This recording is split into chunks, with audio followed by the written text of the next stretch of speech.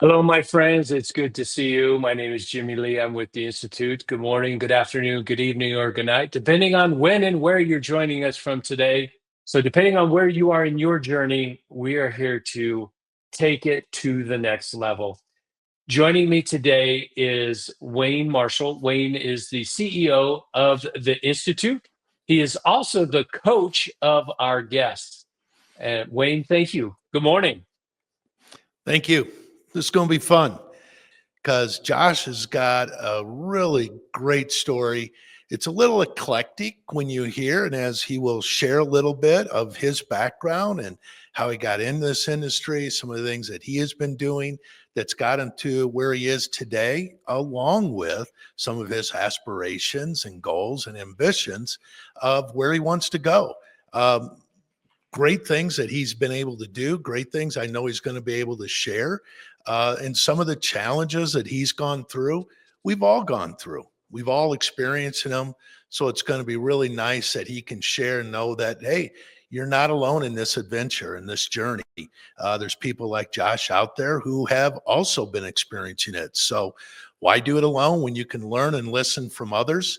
And as I always say, it's better to learn from others and try to recreate from scratch. So this is that opportunity we have. And I see that Josh is now joining us. So this is awesome. Oh, good. Josh, how are you, brother? Good to see you. Good, Jimmy. Hey, how you doing?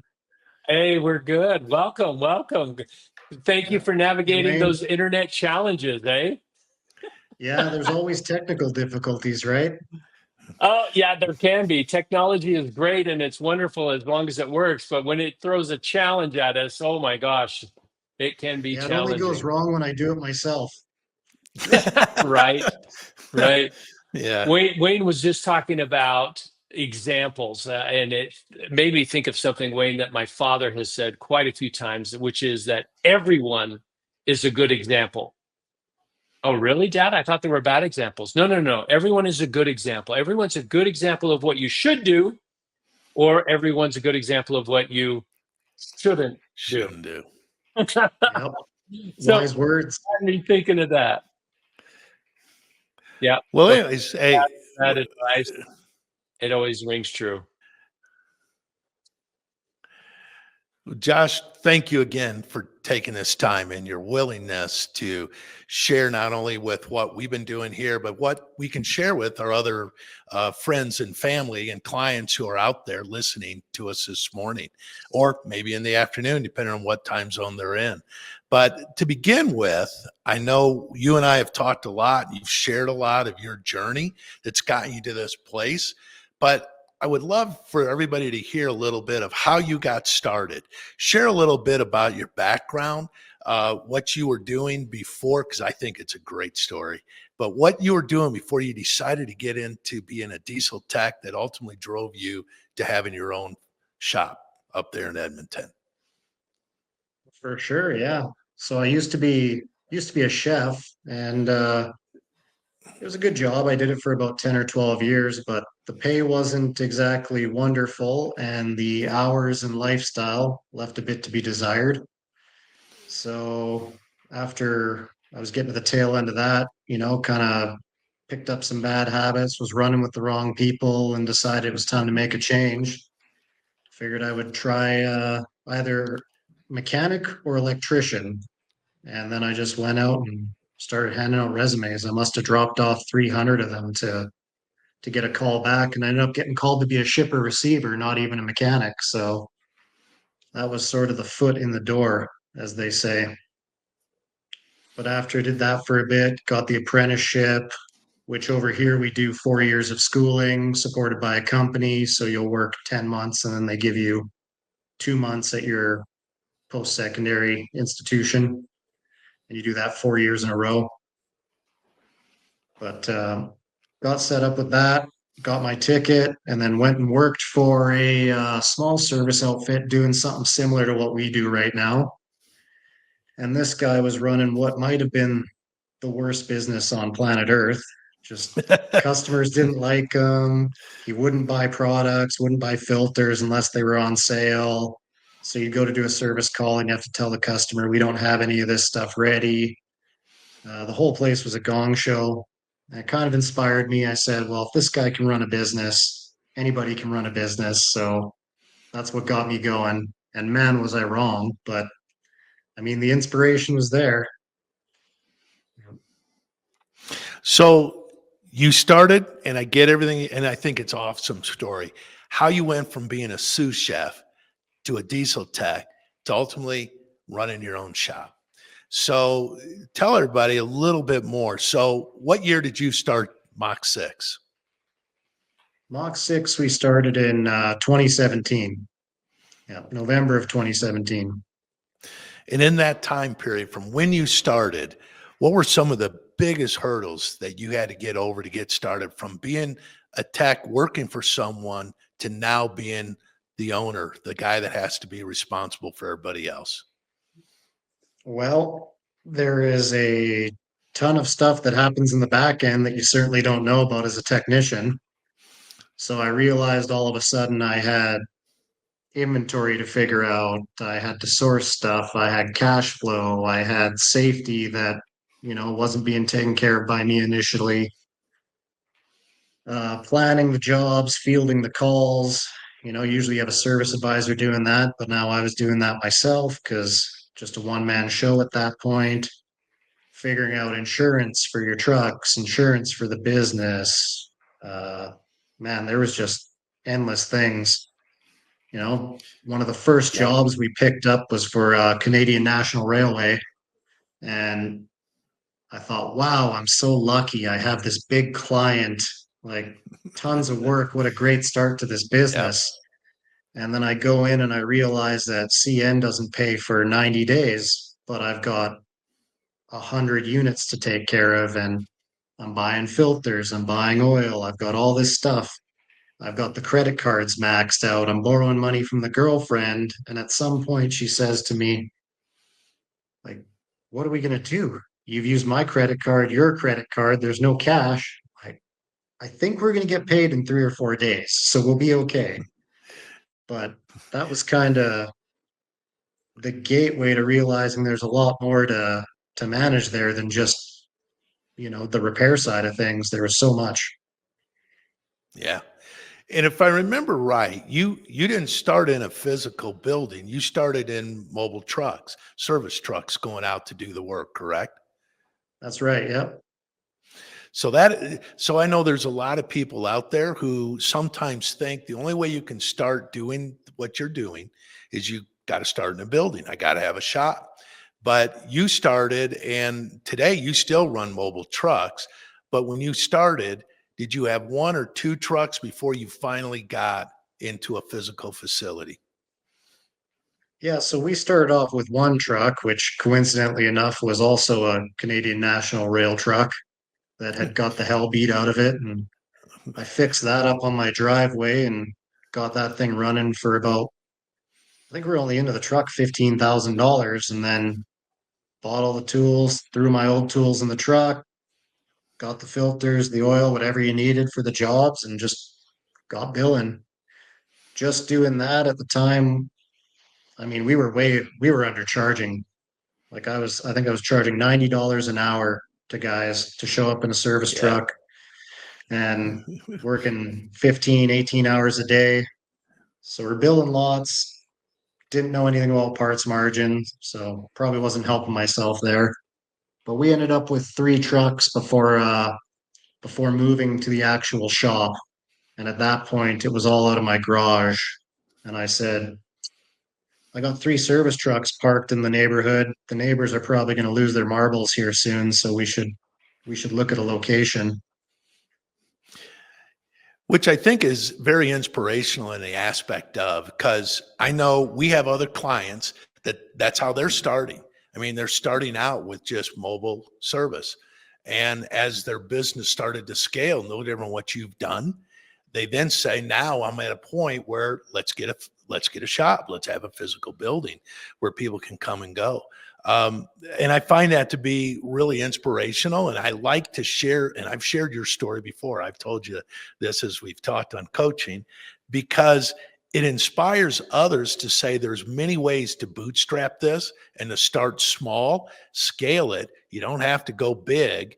Because remind me again, or for everybody else also out here, how many years did you do that with the mobile before you finally went to a physical building?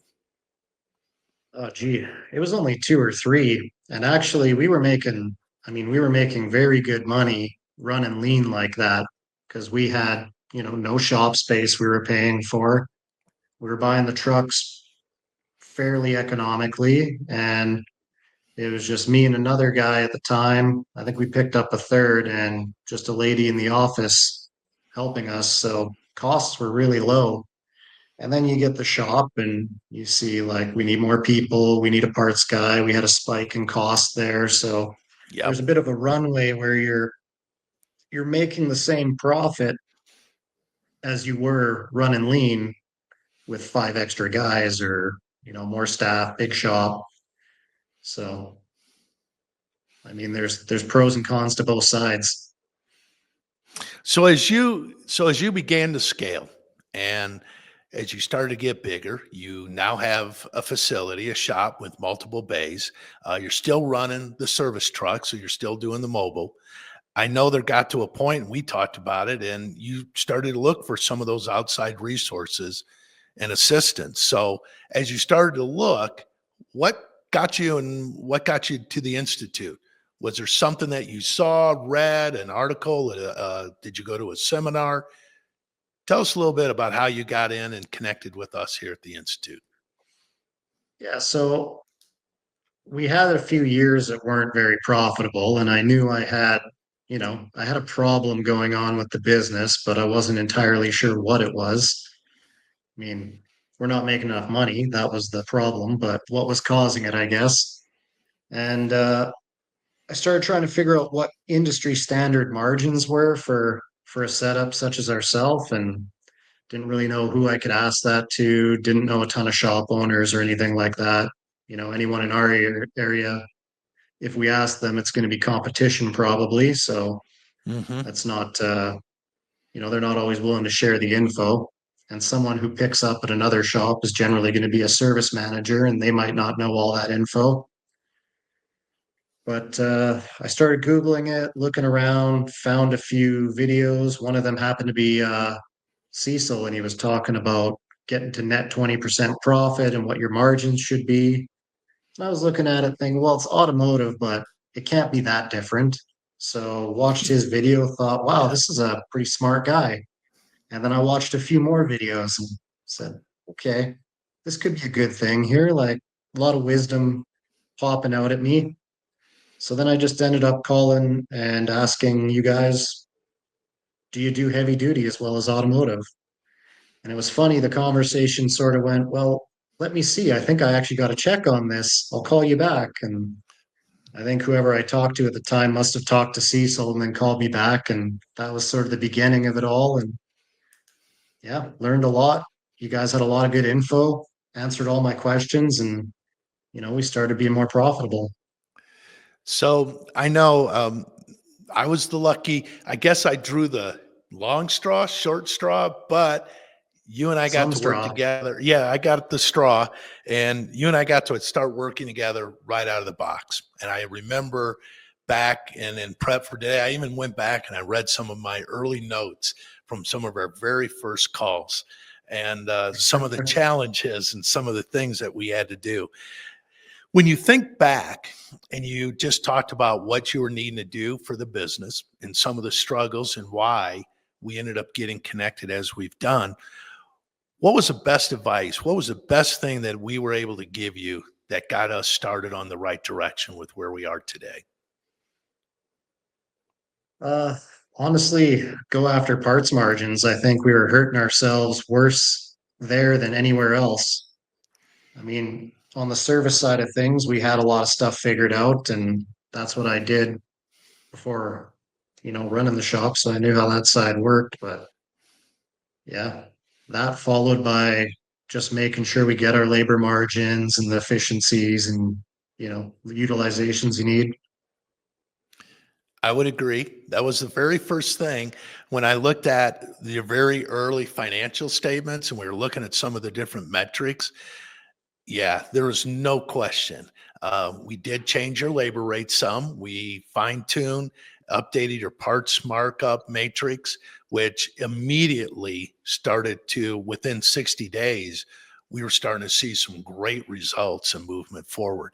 Now, obviously, we spent a lot more time and we've taken deeper dives into the nuances of the business that has now uh, make it more perpetual, I guess, and it just kind of takes care of itself. And it's like Mm. I've already complimented you. I mean, we looked at one of your P&Ls and yeah, there were some things that needed to be corrected. And I asked you, I go, well, Josh, tell me, what do you think we need to do here? It was like, I don't even know why we were talking that day. You answered everything that needed to be done. You already got it all figured out after the 6 months of working together. That I thought it was awesome. You had the answers, you know what we need to do. And then it's a matter of going in and fine tuning again and continue to work on those different smaller detail things that makes a difference to the bottom line and moves it. Um, One of the other things, though, I know, which we're happy to have you involved in, is that as we started out on one-on-one coaching, you've also found and taken advantage of some other of the services and other things that we're doing here at the Institute. Um, Talk a little bit about some of the other things that you have gained out of, because I know you've attended some of our different events and you're also involved in some of our other programs. So just tell me what's been happening with that and how you're taking advantage and what it's doing for you. Yeah, well, you got that learning dashboard on the website's awesome. There's lots of good info there that you can just self-study whenever you feel like it and broaden your horizons. But I went to the 2025 summit. That was great. Met a ton of people. There was like good vendors there that we've actually utilized a few of now, and lots of good knowledge being shared, lots of good contacts in general. Like there's still people I'm calling with questions and we're sharing info, other shop owners. So that was great. Dabbled in the M&A thing a bit and just kind of got the introduction to that, seeing what it was all about. So that seems like a great opportunity of, once we get this shop running perfectly the way we want it to, then you can start looking at other opportunities, buying other shops, expand the brand. So that looks pretty good. Starting GPG soon, as you know, and Yeah, that seems like a good group of guys. I'm it's a not great sure group of entirely guys. what it's going to be, but seems like they're going to keep me honest. Well, the one thing I would say to all of it is, and thank you for the compliment of our other clients and other people who are part of the family here at the Institute, because just as you've reached out to them, um, I've put you in touch with some of our other folks and you've helped them on the other side. So that's what makes this industry better. That's what really grows us. That's what I get the most excited about of working here and being part of the Institute. It's not what we just do for Josh, but it's what else we're doing for others and things that you're even able to help them with. So being able to be part of that family and network back and forth and share like we do and like you have done, thank you. Because just as you've benefited from it, you're paying it forward also. And that's what's going to continue to make us successful. And it's going to continue to make the industry better, which is part of our, the virtues or the mottos that we want to live by, is to create a better industry. Um, so you talked a little bit about M&A. Talk a little bit about where you're looking. What's next? What do you think the next big thing is for Josh and Mach 6? There's the limit. But yeah, like we want to open a second shop here in Edmonton in the next 6 months.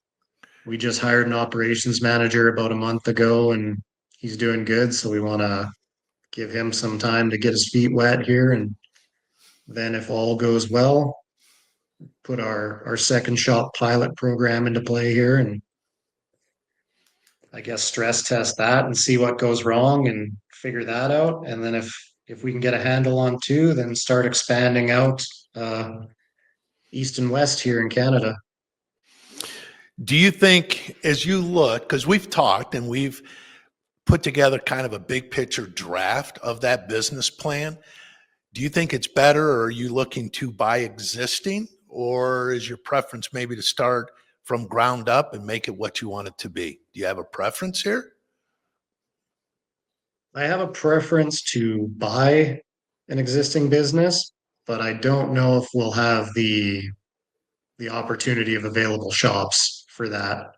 Looking around town currently, most of the people I've talked to or investigated, they have a succession plan. They want to stay in their business, or the ones that are potentially available don't seem like good options.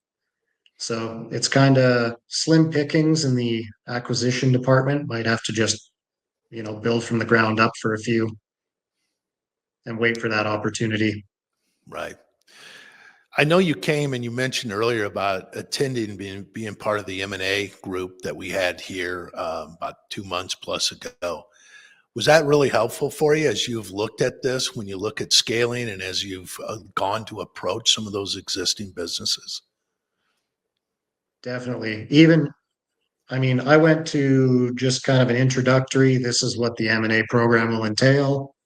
So not even, you're just getting some basic info, and there was a ton of info, like a ton, 2 days worth of info that gave me all kinds of, I don't know, stuff I needed to just plan the next steps. So talking to a few lawyers in town, making sure I got the right legal guys in our corner when we go to do this, talking to some accountants that have experience with this, just kind of putting together a timeline for it, what it's going to cost, who we have to hire, what it looks like. There's a lot of questions to answer if you want to do it.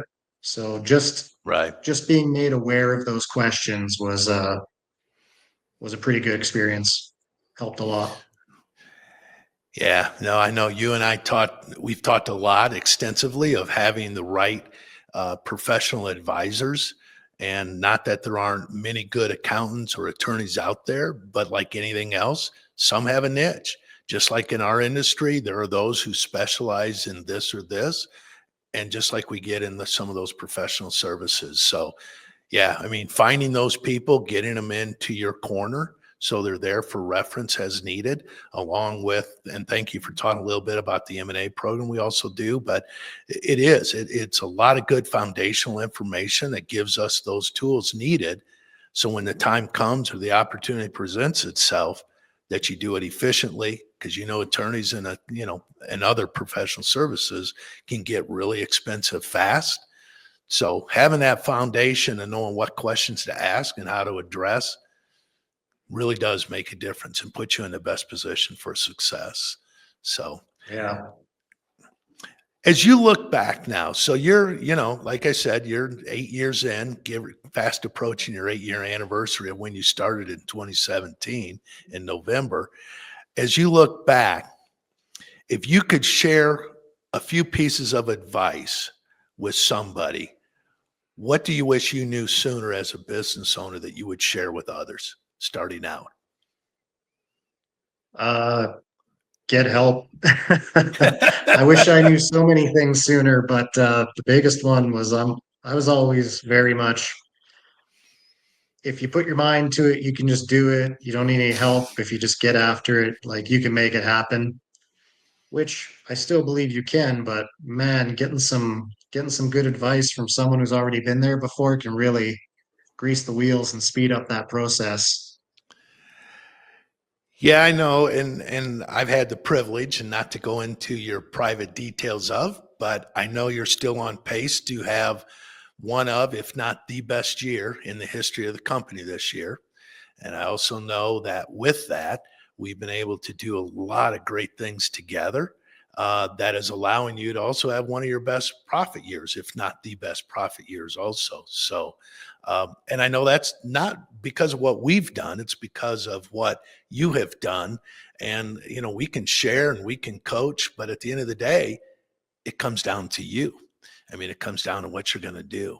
So with that, talk a little bit about how much has this helped and what has transpired in your growth not only personally, but professionally through this process of the last 7, 8 months of us working together.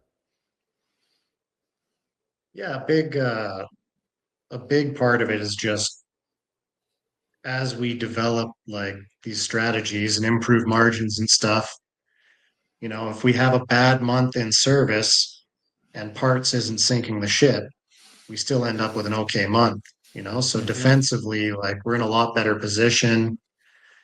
Uh, Having all that extra profit over the year, things come up around a big shop like this. And I mean, we had that incident of credit card fraud there the one month, which was, I think, a Yep. $20,000 credit card fraud. And that would have been such a tough blow to us back when things were tight, margins weren't as good. So, we could weather that storm, develop new procedures. So just doing all this, giving us the staying power, to survive a few of these issues that come up in business. That's a big one. And then a lot of leadership and just kind of how to give people the freedom they need and make sure that you're assigning them their tasks and they want to do them and they know clearly what they are. So you can follow up and say, you understood this. What happened here? They get coached sort of like you were coaching me, right? They start being the one that says, Yes. I know this, and this happened. Next month we'll have a better month, but like I can see where we Yep. went wrong. It's accountability. I know. Yeah. We So talk it's about that a it's good to lot see when the you and I talk. development. Yeah. No, it is. And I can see the difference it's making in you as a leader and a manager of the company and how it is trickling down, because I do know you've got some of your other staff involved with our advisor program, and I listen to those who are working with who are saying great things. I mean, their growth and their understanding and how that's going to and only continue to create that alignment of what your culture is and what you're trying to get done, that the bar of expectation is being set for people and they understand where they got to rise up to. And it all makes a difference because you got everybody really pulling in the same direction now. And even with your new GM that you've hired, yeah, having the opportunity to meet and visit with him also, I compliment you. You've done some yeoman's work in these last 7, 8 months to put you in the position that you're in. So good job. Thank you. As we think about all this, and I'm thinking now of all the things you've learned, and it comes back to what advice you would share. I mean, if there are 3 or more key things that you try to do every week or every other week that keeps you focused and grounded on what those key metrics are or key things that drives your business, what would those be? What would you share with the rest of the people? Well, definitely control your costs. That's a big one. You can make all the profit you want or all the revenue you want, but if you Yep. spend it all, you're gonna have a problem. Definitely the Outlook calendar or whatever you use is your best friend because as things start getting busier and busier, you're just going to lose track of everything if you don't have a way to keep that schedule going and make sure you're making your meetings and not disappointing people. That's a pretty important one. And then really just day to day, the basics, every day, making sure the efficiency is good, checking on the utilization, checking that customers are getting the calls back and reauthorizing work if we have it. You know, there's a few small things that if you just do them all the time, you can prevent giving away tens of thousands of dollars a month in service related work that you didn't charge for. Right. Right. Yeah, keeping it simple, as they say, and Yeah, staying it with the sounds so easy. basics. In some ways, it It is, but it isn't. It's about focus and discipline and the diligence to do it, as you just said, to keep doing it on a regular basis, because it's easy to let 1 week turn into 2 or 3. And then all of a sudden you look at certain KPIs or metrics and you're going, oh, didn't know that happened, or we got to fix this. And next thing you know, you've lost or left money on the table that we just didn't need to leave on the table. So, It's the death of 1,000 cuts. death of 1,000 cuts is very, very true. You pretty much covered a lot of the questions, Jimmy. I don't know, has anybody offered up a question and from out in the internet land, or do you have something? Oh man, yes, I have questions. Josh, thank you so much. I appreciate your story, appreciate where you've come from and what you're doing. My question for you is, here we are in automotive repair, automotive service, coaching and training business. How similar is it to the diesel? Uh, Very similar. Yeah, some of the margins are a little different, but I mean, it's all nuts and bolts, right? Right? It's nuts and bolts, it's services, it's filters, it's fluids. It's very similar. It just happens to be a diesel truck, not a gas burner.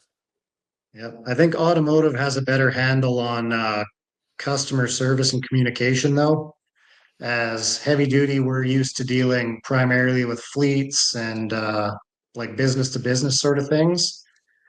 And when you're dealing with the general public instead of that, I just feel like you have so many more people interacting with you and they expect a certain level of service, and it seems to be higher than what fleets expect.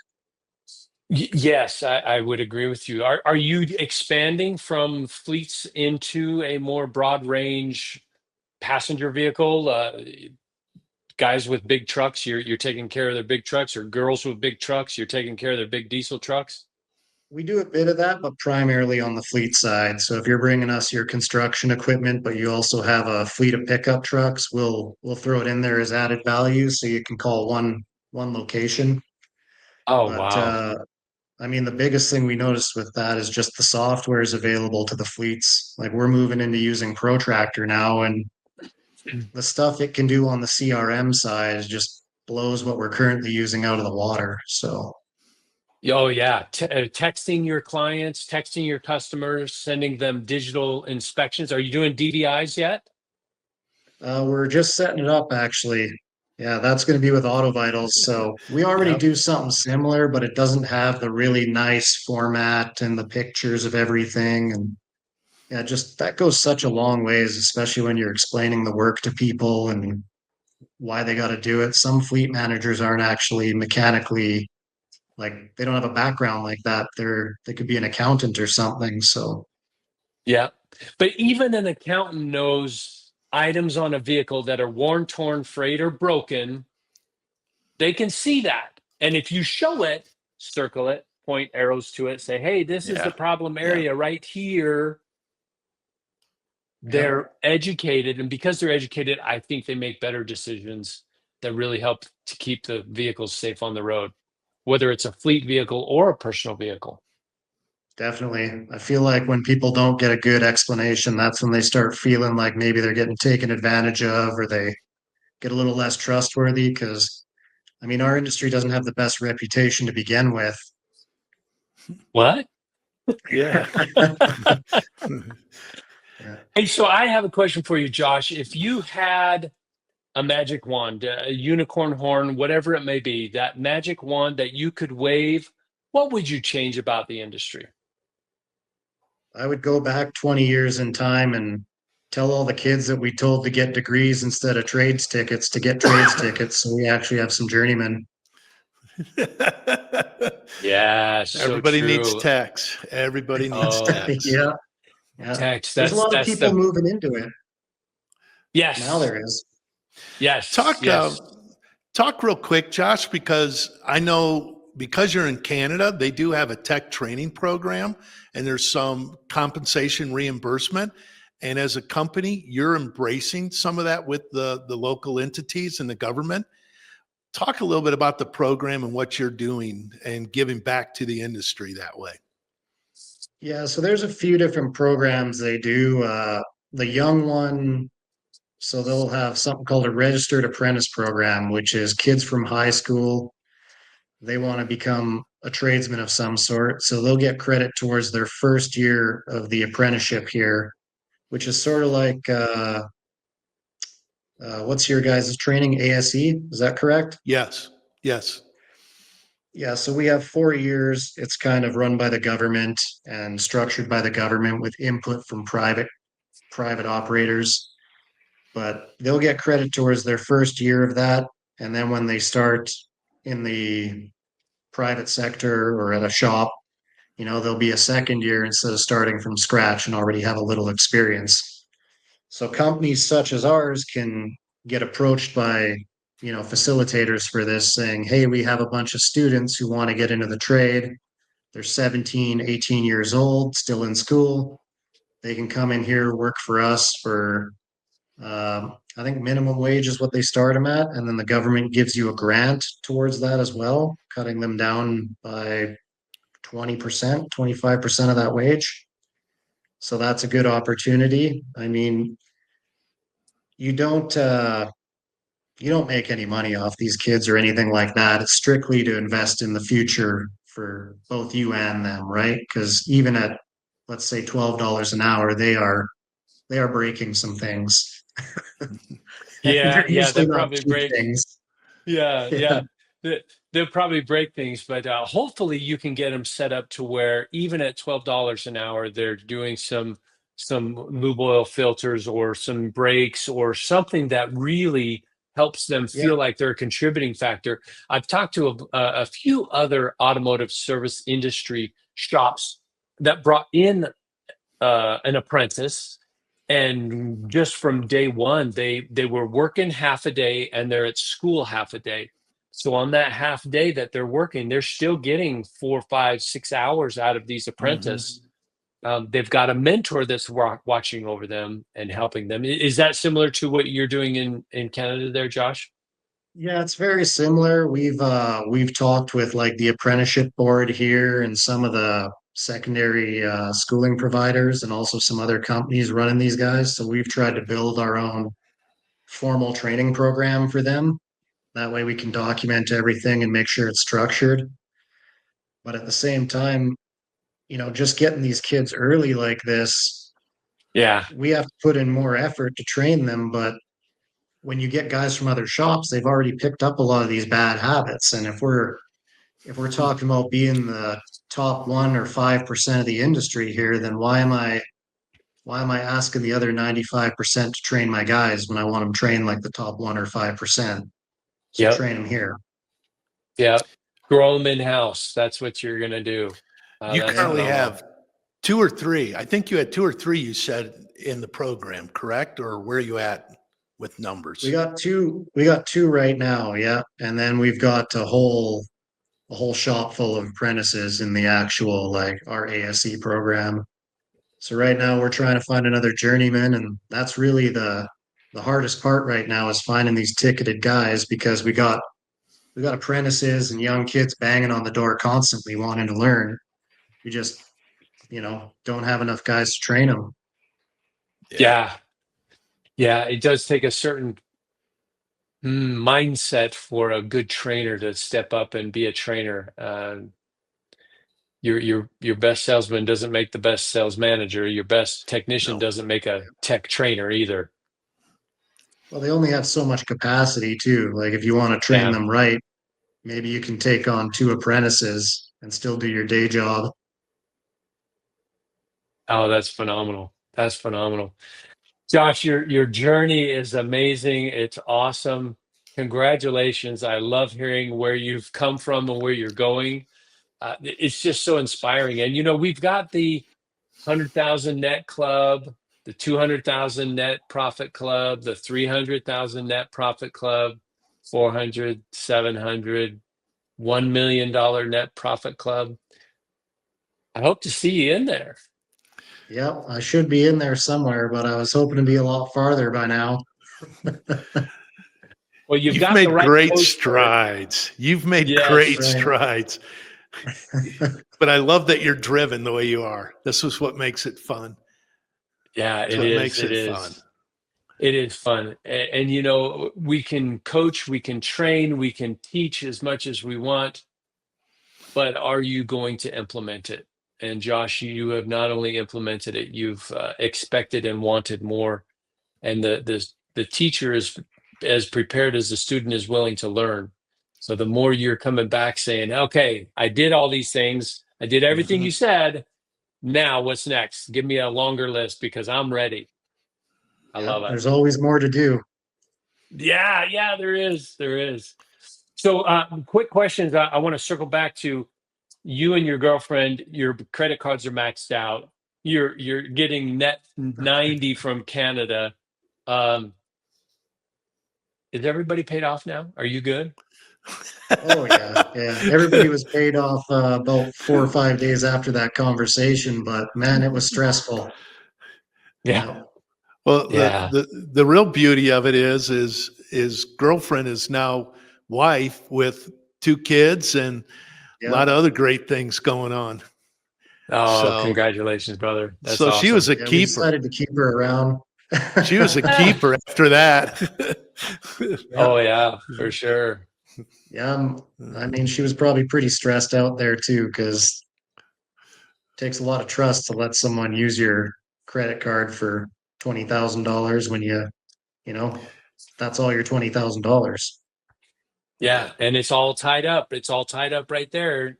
I Yep. Yeah, just applaud you for being able to stretch it, make it work, make it happen, persist.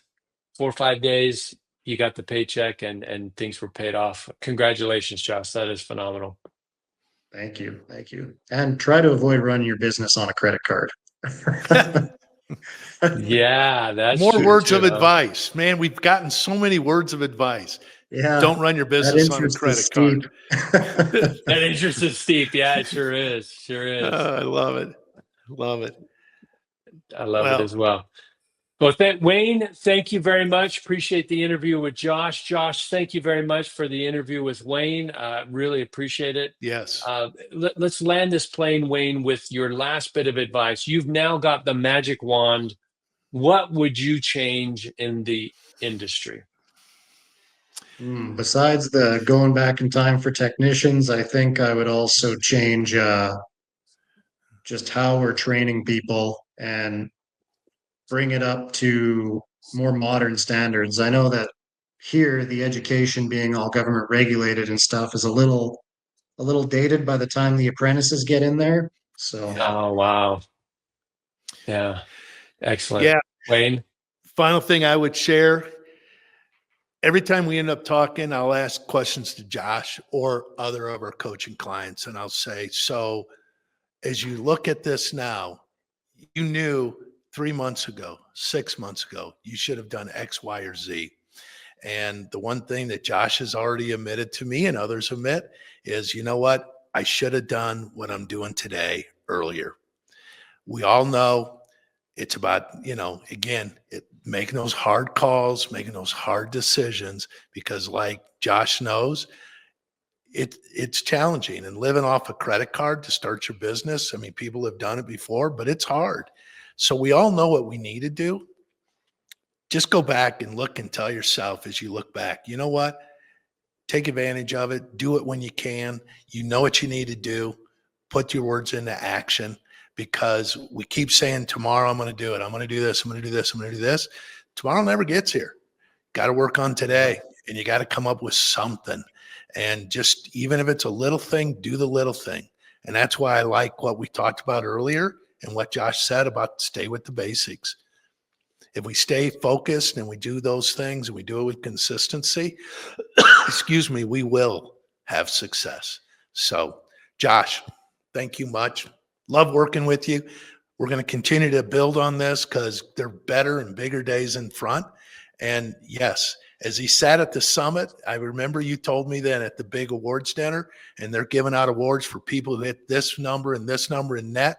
And you said, I'm going to be there. I'm going to hit this and I'm going to hit that. And you're doing it. yeah, You're not everywhere you want to be, but I'm driven just like you are, but you're doing it, and you're going to get into that club because you're already there and beyond. You'll be one of those top guys. You're on track. You're Well, on it's track. also a sprint, not a marathon. So you just Some keep days going. it is. Some days it is. Or sorry, a marathon, not a sprint. Yeah, just flip that a little bit. Yeah, Yeah, it's Some so days true. it's a sprint though too. some days, yeah. Yeah, Josh, you spoke about something here a minute ago. You thought that if you just tuck your head down and go to work and just work, that it will work itself out. And that doesn't always happen. It doesn't always happen No. that way because you may be building a trail and knocking down rainforest, and you may be going this direction, building a highway, and you're making good headway. And then sometime here comes a coach that says, "Hey, you know what? You're going the wrong way. You're supposed to be going that way." Oh, but we're making great headway. We're getting so much done. Yeah, but you're going the wrong way. We need to go that way. Yep. You hired a coach, you hired a trainer, you hired somebody that is going to be able to look at that work and say, okay, you work really well, but let's go this way. Yeah, let's channel that energy in the right direction. Yeah, for sure. Yeah, for sure. Josh, congratulations. Thank you very much. Wayne, thank you very much. Appreciate you guys being here. And those of you who are watching this on the recording or watching live, if any of this has resonated with you as, oh my gosh, my shop is in this situation. I have these areas I want to improve. I have these areas I need to look at. I'm maxed out on my credit cards. I'm maxed out on everything, but I'm not making the headway that I want to make. You need a coach. Look at every professional athlete. They all have coaches. In fact, they have multiple coaches.